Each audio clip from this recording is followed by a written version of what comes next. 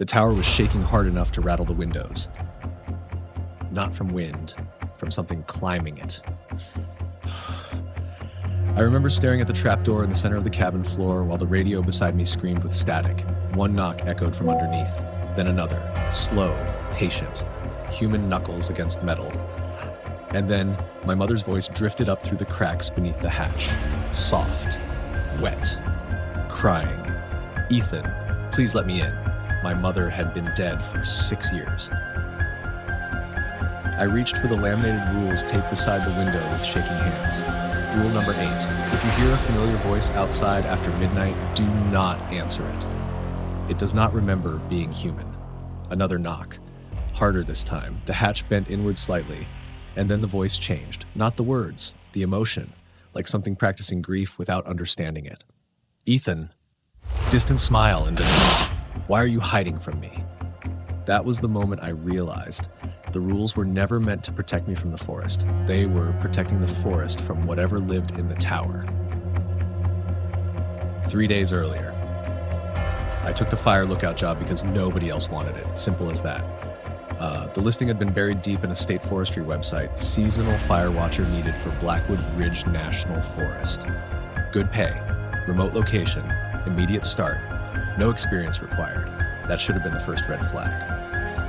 But I was 26, broke, recently unemployed, and desperate to get away from people after my divorce. So I drove 12 hours north through endless pine forests until civilization disappeared behind me. No signal, no towns, no traffic, just miles of dark trees swallowing the road whole. By the time I reached the ranger station at the base of Blackwood Ridge, the sun was already setting. The ranger waiting for me looked exhausted, not old, just worn down in a way that made him seem hollow. His name tag read Martin. He barely shook my hand. "You're late," he muttered. "I got lost twice. Most people do." Something about the way he said it unsettled me immediately, like he meant something else. Behind him, mounted on the wall, was an old photograph of the lookout tower. Tall, thin, crooked against the tree line like a rusted needle. And for a split second, I thought I saw someone standing at the top window, watching me. Then the light shifted, and it vanished. Martin slid a ring of keys across the desk. "You stay until October." "Okay. Generator's unreliable. Radio works most nights. Food gets dropped every Thursday." Sounds simple enough? He didn't smile. Instead, he opened a drawer and removed a laminated sheet of paper. The edges were dirty, like it had changed hands many times. "Read these carefully," he said. "A safety guide?" His silence lasted too long. Then, "Something like that." I laughed nervously. He didn't. That was red flag number 2. The drive up the mountain took almost an hour. The forest grew denser the higher I climbed. Trees pressed closer to the road until their branches scraped against my truck windows like fingernails. By the time the tower finally appeared through the fog, night had fallen completely. The structure stood above the trees on metal stilts maybe 80 feet high. The stairs spiraled upward into darkness. At the top sat a tiny glass cabin illuminated by a single yellow light. It looked less like a workplace and more like a lighthouse stranded in an ocean of forest. The air smelled strange. Wet earth, pine, and something faintly rotten underneath it all.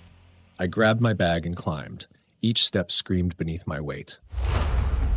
Halfway up, I stopped. I don't know why. Just this overwhelming feeling that something below me had started climbing too. I looked down. Nothing. Only darkness beneath the tower. But the feeling stayed, like eyes following me upward. The cabin itself was small. One bed, one desk, one radio, one pair of binoculars facing the endless forest. The laminated rules sat directly beside the radio.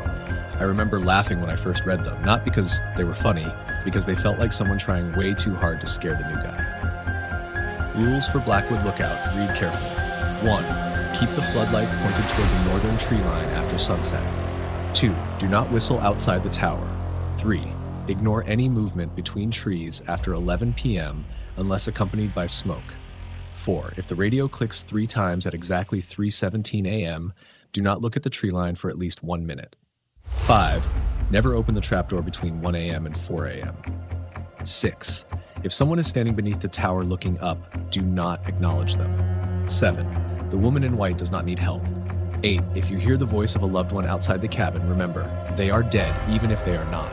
9. If the floodlight shuts off by itself, hide under the desk until sunrise. 10. If rule number 9 occurs, do not pray out loud. No explanation, no signatures, nothing. Just rules.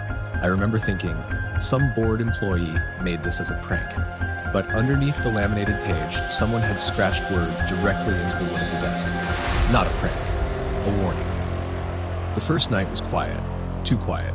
No insects, no owls, no wind, just silence stretching endlessly across the forest, the kind of silence that makes your ears ring.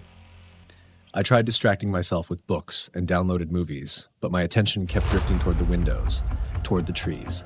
The floodlight illuminated a narrow section of forest north of the tower. The rest was swallowed by darkness. At around midnight, I noticed something strange. The trees beyond the floodlight looked wrong, not moving, shifting, like their positions changed whenever I blinked. I told myself it was exhaustion, lack of sleep, mountain paranoia. Then the radio crackled. I nearly jumped out of my skin. Tower 4, status check. A woman's voice. Normal. Human. I answered immediately. All clear here. A pause. Then, do not leave the tower tonight. The transmission cut and frowned. Hello? Nothing but static. I checked the clock. 12:43 a.m. That was the first time I noticed the forest had gone completely still. Not quiet, still. Every branch, every needle, frozen. And somewhere far below, something whistled. My blood turned cold. Rule number 2. Do not whistle outside the tower. The whistle came again. Closer. Slow. Almost playful. I moved toward the window before stopping myself. No. Absolutely not. I backed away and locked the cabin door instead. Then I heard footsteps on the stairs beneath me. Slow. Heavy. One step at a time. The tower groaned softly under the weight. I stared at the trapdoor in the floor. The footsteps stopped directly beneath it. Then, silence. I didn't sleep at all that night. The second night was worse, because that's when I started seeing people. At first, just glimpses. A figure standing between trees, too tall, arms hanging too low, watching the tower. Whenever I looked directly at it, it vanished behind the trunks. Around 2 a.m., fog rolled through the forest. Thick, dense. The floodlight barely pierced it. And that's when the woman appeared. Standing at the base of the tower, white dress, bare feet, long black hair covering her face, motionless. I remembered rule number 7 immediately. The woman in white does not need help. Still, something about her looked wrong. Not ghost wrong, human wrong. Her proportions seemed stretched. Arms slightly too long, neck bent at an unnatural angle, and she was smiling. I couldn't see her mouth. But I knew, because her shoulders trembled slightly, like she was trying not to laugh. Then slowly, she raised one arm and pointed into the forest behind her, toward the darkness. I made the mistake of looking where she pointed. Something was standing between the trees, tall, thin. Its skin looked pale gray under the floodlight, and its eyes reflected bright white like an animal's, too high off the ground, far too high. It ducked behind a tree instantly, then another, moving impossibly fast without sound. The woman below the tower began giggling softly. I shut the curtains immediately. The giggling continued until sunrise. By the third night, I was unraveling. No sleep. Constant paranoia. Every sound made my heart race. I considered driving back down the mountain, but some irrational instinct kept telling me not to leave after dark, so I waited for morning. That was my mistake, because 3:17 a.m. came first. The radio clicked once, twice, 3 times. Every hair on my body stood up. Rule number 4, do not look at the tree line. I squeezed my eyes shut and had 30 seconds passed. Then I heard it, my ex-wife's voice, outside the window. Ethan? I froze. No. Ethan, please. She sounded terrified, crying, exactly the way she sounded the night she left me. My chest tightened painfully. It's cold out here. The voice moved slowly around the tower, circling it. I can't see. I covered my ears, then came scratching against the glass. My self-control snapped. I looked, and immediately regretted it. In Zai, she was standing outside the northern window. Not possible. There was no ledge there, nothing for her to stand on. Yet she hovered outside the glass, smiling at me. Her face looked almost correct, almost, eyes too wide, smile too slow, and her skin, God, her skin looked stretched over her face like wet paper. Ethan, she whispered, then her jaw unhinged. Not metaphorically, literally. It dropped far lower than human anatomy allows, and from inside her throat, something else smiled back. I screamed and stumbled backward. The radio exploded with static. Then a voice shouted through it, "Don't let it see you." The floodlight shut off instantly. Darkness swallowed the tower. Rule number 9. Hide under the desk until sunrise. I dove beneath the desk just as footsteps slammed onto the stairs below. Fast. Not human fast. The entire tower shook. Something climbed upward on all fours. I could hear nails scraping metal. Wet breathing. The trapdoor rattled violently, then stopped. Silence. And then my mother's voice. "Ethan." I started crying immediately. I couldn't help it. Grief hit me like a knife, because it sounded exactly like her, every tiny detail, every breath. "I miss you, sweetheart." The hatch creaked slowly upward. A smell flooded the cabin. Rot, wet soil, decay. I covered my mouth to stop myself from making noise. Then I heard movement above me, not at the hatch, inside the cabin. Something had entered without opening the door. Slow footsteps crossed the room. I could see its legs through the gap beneath the desk, bent backward. Wrong. Skin pale gray and twitching. It stopped inches from the desk, breathing heavily. Then my mother's voice whispered directly above me. "You looked." Silence.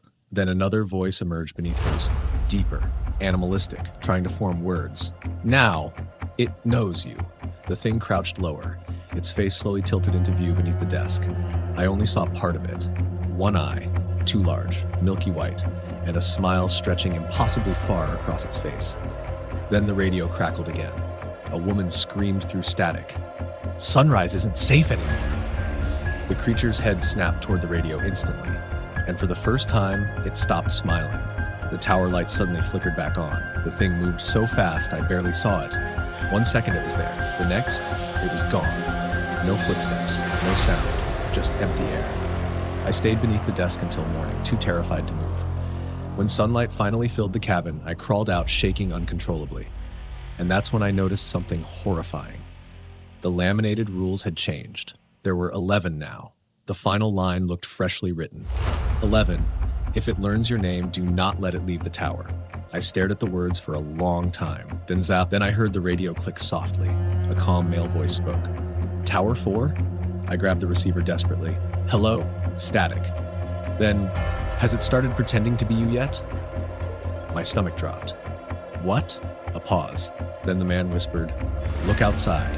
I turned slowly toward the window and saw myself standing at the base of the tower, smiling up at me, perfectly still. My own voice drifted upward through the morning air. "Please let me in." Low static humming.